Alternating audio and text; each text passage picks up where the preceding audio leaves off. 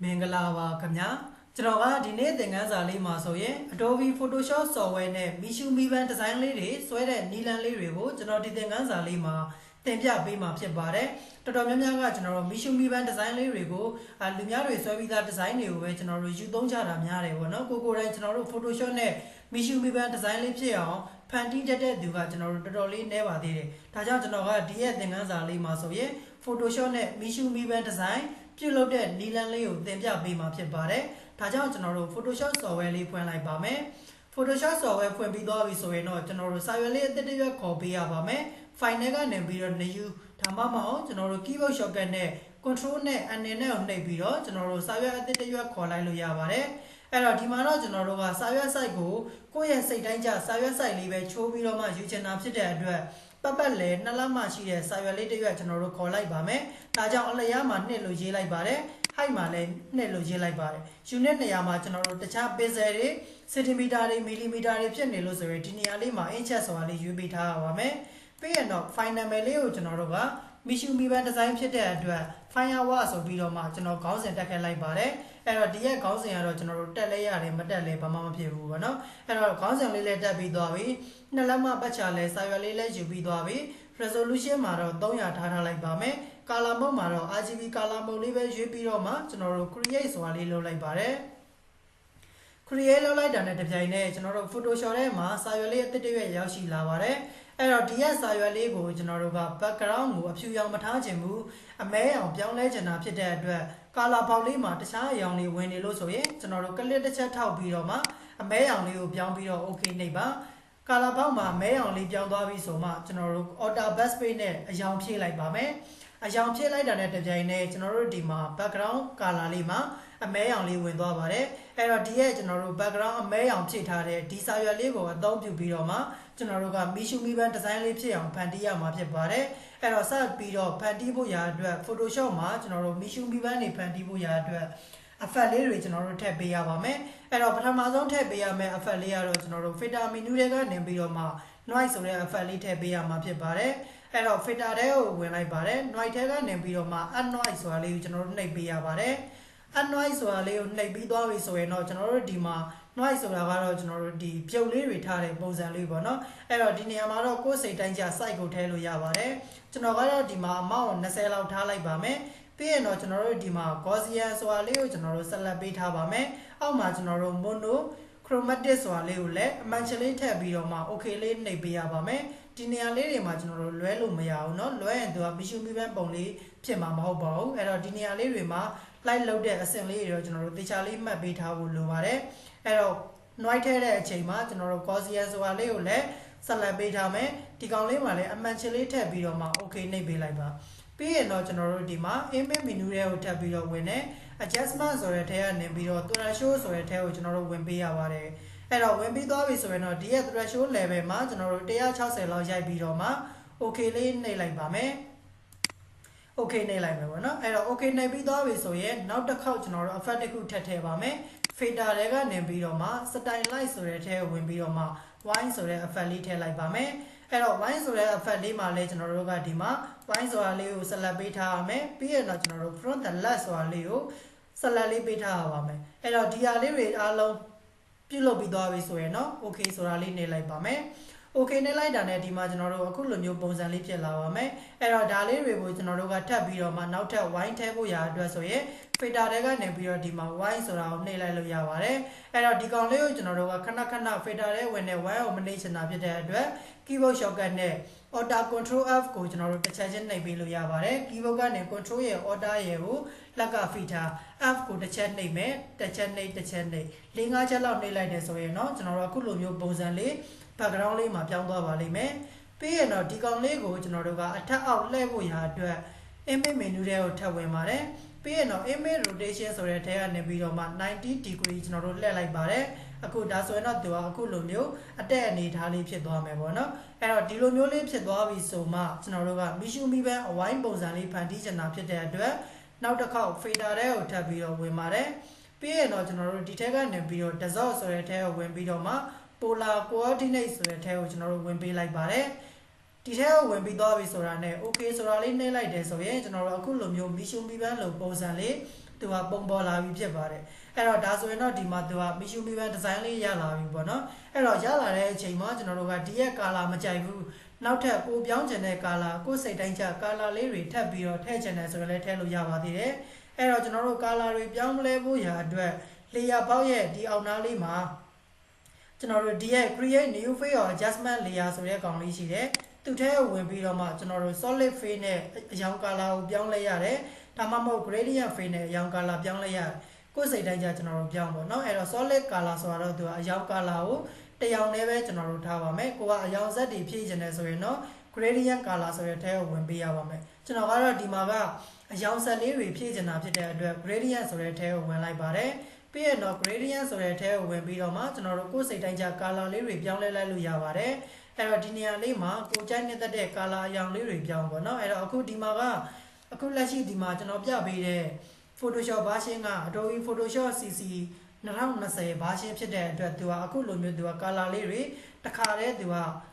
စုပြီးသားလေးတွေပေါ့နော်ရွေးပြီးသားလေးတွေသူကပါလာတာဖြစ်ပါတယ်တကယ်လို့မိတ်ဆွေတို့က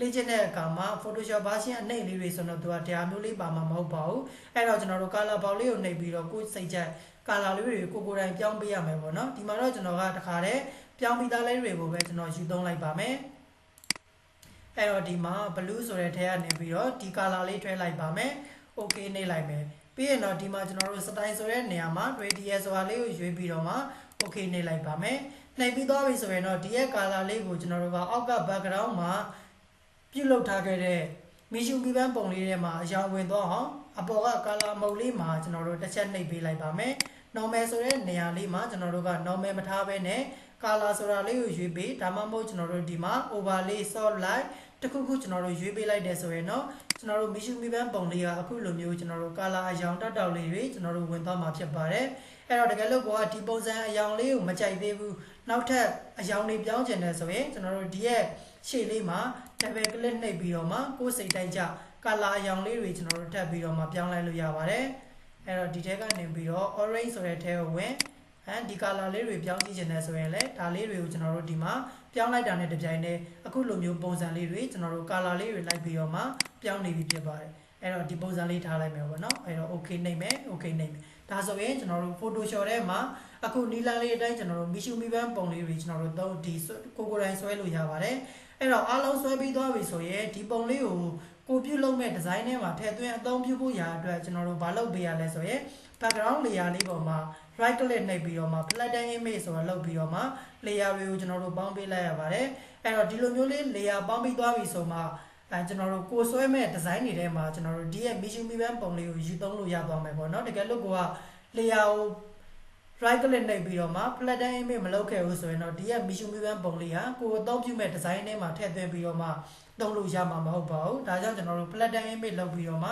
layer တွေအားလုံးကိုပေါင်းခဲ့လိုက်တယ်အဲ့တော့ပေါင်းပြီးသွားပြီဆိုမှကိုအသုံးပြုမဲ့ဒီဇိုင်းလေးထဲမှာကျွန်တော်တို့ထည့်ပြီးတော့မှသုံးမယ်ပေါ့နော်အဲ့တော့သုံးပုံသုံးနည်းလေးလည်းသိအောင် control O နဲ့ကိုကွန်ပျူတာထဲမှာရှိတဲ့ဓာတ်ပုံလေးတစ်ပုံလောက်ကျွန်တော်ဖွင့်လိုက်ပါမယ်တခါလေးလုပ်ပြပေးမယ်ပေါ့နော်အဲ့တော့ဒီမှာကျွန်တော် wallpaper ဆိုတဲ့အထက်မှာဖျားပုံလေးတစ်ပုံယူလိုက်ပါမယ်ပကိုးရာဆိုပြီးတော့မှဒီရဲ့ပုံလေးယူလိုက်ဆက်လက်ပေးတယ် open ဆိုပြီးတော့နှိပ်လိုက်ပါတယ်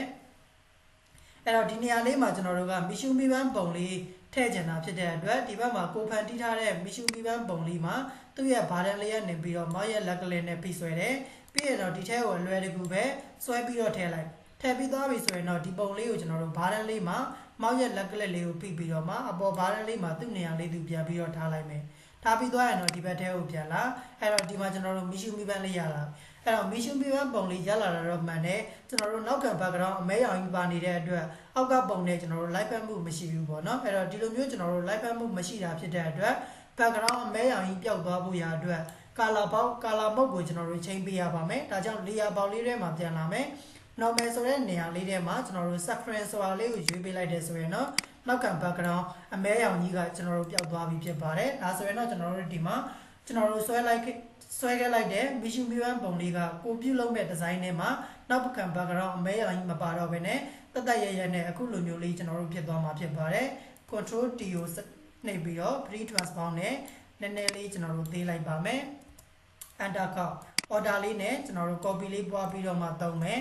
control D ကိုနှိပ် free transform နဲ့ဒီလိုမျိုးလေးတွေကျွန်တော်တို့အလွယ်တကူပဲမီရှူမီပန်းပုံလေးတွေကိုကျွန်တော်တို့သုံးလိုက်လို့ရသွားပြီပေါ့နော်အဲ့တော့ဒီမှာတော့ကျွန်တော်တို့ဒီလိုမျိုးလေးသုံးပြီးသွားပြီဆိုမှတော့ဒီရဲ့ကာလာကိုမကြိုက်လို့ကာလာပြန်ပြီးတော့ပြောင်းချင်ပါတယ်ဆိုရင်တော့ကျွန်တော်တို့ပြောင်းလို့ရမှာမဟုတ်တော့ဘူးအခက်အခဲပြန်ပြီးတော့ဖြစ်သွားပြီပေါ့နော်အဲ့တော့ကာလာပြန်ပြီးတော့ပြောင်းချင်တယ်ဆိုရင်မူရင်းဆွဲထားခဲ့တဲ့ဒီရဲ့ file လေးတွေကိုပြန်လာဒီမှာကျွန်တော်တို့ background ကိုပေါင်းထားခဲ့တာဖြစ်တဲ့အတွက် control Z ပြန်ပြီးတော့နောက်ပြန်ဆုပ်ပြီးတော့ control Z လေးပြန်ပြီးတော့ခေါ်ပေးရပါမယ်အဲ့တော့မှ control Z ခေါ်ပြီးသွားပြီဆိုမှဒီနေရာလေးမှာဆိုတော့ color လေးတွေပြန်ပြီးတော့မှပြောင်းပေးရအဲ့တော့ဒီ file ကိုကျွန်တော်တို့ဆိုလိုတဲ့သဘောကဒီ file လေးကမူရင်းဆွဲထားတဲ့ file လေးဖြစ်တဲ့အတွက်စပြီးတော့မှသိမ်းတဲ့အခါမှာဆိုရင်တော့ PSD file လေးနဲ့ပဲကျွန်တော်တို့သိမ်းပေးထားရမယ်တကယ်လို့ကိုယ်အသုံးပြုတဲ့အချိန်မှာမှဒီကောင်လေးကို right click နဲ့ flatten image လုပ်ပြီးတော့မှသုံးပေါ့နော် color လေးတွေကျွန်တော်တို့ပြောင်းလဲလုပ်ပြီးတော့မှအသုံးပြုလို့ရအောင်လို့ပါတကယ်လို့ကိုမသုံးသေးဘူးဆိုရင်တော့ဒီရဲ့ layer တွေကိုကျွန်တော်တို့ flatten image လုပ်ပြီးတော့မှမပေါင်းလိုက်နဲ့เนาะပေါင်းလိုက်ရဆိုရင်တော့ကိုယ်ကိုယ်တိုင်အစကနေပြီးတော့ပြန်ပြီးတော့ဆွဲပေးနေရမှာဖြစ်ပါတယ်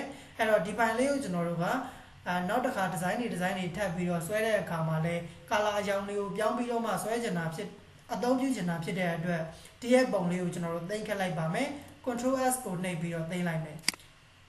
ကျွန်တော်တို့ PSD file လေးနဲ့ပဲ save type ဆိုတဲ့နေရာမှာ PSD format လေးကိုပဲရွေးပြီးတော့မှကိုသိမ်းချင်တဲ့ file လမ်းကြောင်းလေးရွေးပြီးတော့မှ save ဆိုတာလေးနှိပ်ခက်လိုက်မယ် okay နှိပ်ခက်လိုက်ဒါဆိုရင်ကျွန်တော်တို့ကဒီ file လေးကိုဘယ်အချိန်မှပြန်ပြီးတော့ဖွင့်ကျွန်တော်တို့